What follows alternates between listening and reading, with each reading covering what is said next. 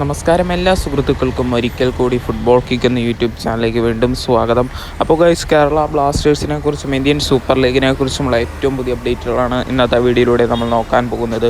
വീഡിയോയിലേക്ക് കടക്കും മുമ്പ് നിങ്ങൾ ഇതുവരെയായിട്ടും ചാനൽ സബ്സ്ക്രൈബ് ചെയ്യാതെയാണ് വീഡിയോ കണ്ടുകൊണ്ടിരിക്കുന്നതെങ്കിൽ ദയവായി സബ്സ്ക്രൈബ് ചെയ്ത് വീഡിയോ കാണാൻ ശ്രമിക്കുക. അപ്പോൾ ഗൈസ്, നമുക്ക് ആദ്യത്തെ അപ്ഡേറ്റിലേക്ക് തന്നെ കടക്കാം. ഇന്ത്യൻ സൂപ്പർ ലീഗിൽ കേരള ബ്ലാസ്റ്റേഴ്സിലേക്ക് പുതിയതായിട്ട് സൈൻ ചെയ്ത താരമായിരുന്നു ഫെഡർ.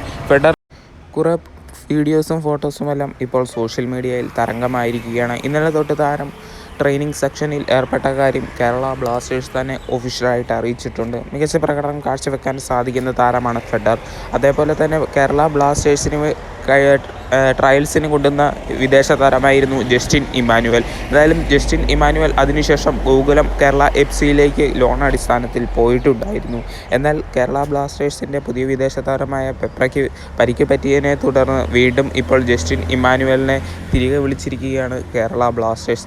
ഈ കാര്യം ഗോകുലം കേരള FCയും അതേപോലെ തന്നെ കേരള ബ്ലാസ്റ്റേഴ്സിൻ്റെ ഒഫീഷ്യൽ പേജുകളിലും ഈ കാര്യങ്ങൾ വ്യക്തമാക്കിയിട്ടുണ്ട്. എന്തായാലും ISL കേരള ബ്ലാസ്റ്റേഴ്സിന് വേണ്ടി ജസ്റ്റിൻ ഇമ്മാനുവലിൻ്റെയും ഫെഡറിൻ്റെയും അരങ്ങേറ്റം നമുക്ക് വരും ദിവസങ്ങളിലെ മത്സരങ്ങളിൽ കാണാൻ സാധിക്കുമെന്ന് തന്നെ കരുതാം. അപ്പോൾ ഗൈസ്, അടുത്തതായിട്ട് പറയാനുള്ളത് കേരള ഫുട്ബോൾ ആരാധകർക്ക് സന്തോഷിക്കാൻ വകയുള്ള ന്യൂസ് തന്നെയാണ്.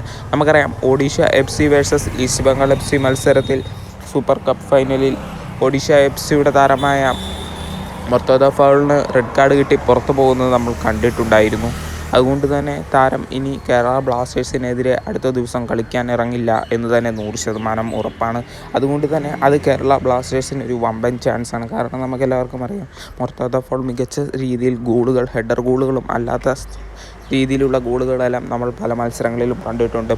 അതുകൊണ്ട് തന്നെ താരമില്ലാത്തത് തന്നെ കേരള ബ്ലാസ്റ്റേഴ്സിനൊരു മുതൽക്കൂട്ട് തന്നെ എന്ന് എടുത്തു പറയേണ്ടി വരും. അപ്പോൾ ഗൈസ്, അടുത്തതായിട്ട് പറയാൻ പോകുന്നത് മുംബൈ സിറ്റി FCയുടെ വിദേശ സ്ട്രൈക്കറായ എൽക്യാദി എന്ന് പറയുന്ന താരം ഇപ്പോൾ മുംബൈ സിറ്റി FC വിടാൻ പോകുന്നു എന്നാണ് നമുക്കറിയാൻ സാധിച്ചിരിക്കുന്നത്.